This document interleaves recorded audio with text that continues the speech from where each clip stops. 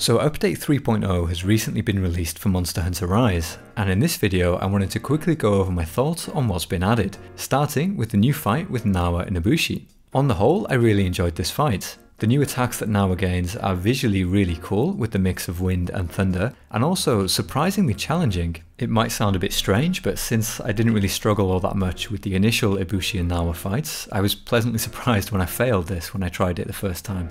I also really liked the way that the wire bugs and the need to move vertically were implemented into this fight. Rise is all about verticality, and it's nice that the final boss can have some form of celebration of that element. It's also a lot less than you use it in the regular Nawa fights, which means that it doesn't really overstay its welcome or get in the way of the actual fight too much.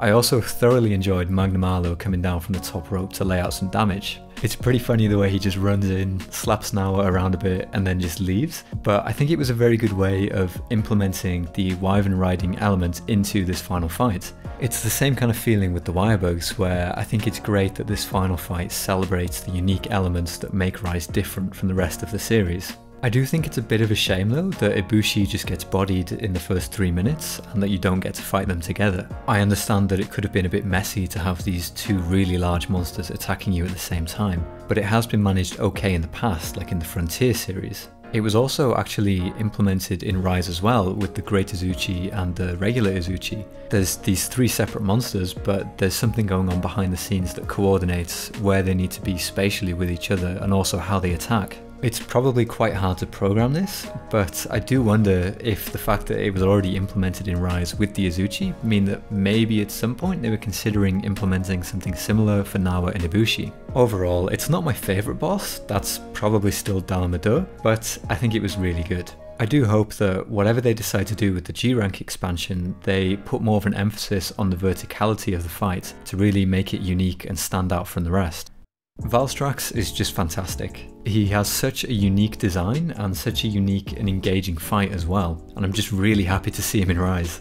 Some of his attacks do feel a little bit slower though, like when he stabs into the ground with his wings. The tweaks to his ranged attacks, like the little explosions that happen afterwards, add a little bit of challenge to counter this though.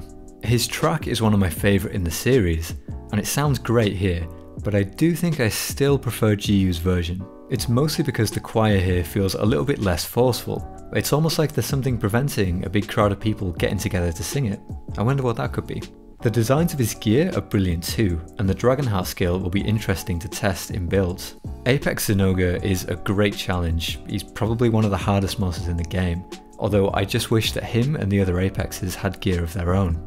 This links into the discussions about the endgame. This update added some advanced quests, where the monsters hit way harder, and clearing them will unlock 2 new quests in a brand new area.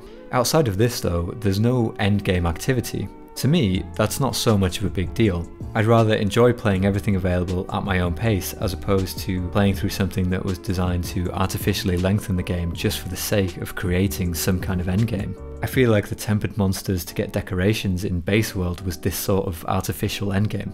For me, I'll be able to carry on having fun learning new weapons and mixing it up with the switch skills, but I do understand that others might find this a little bit lackluster.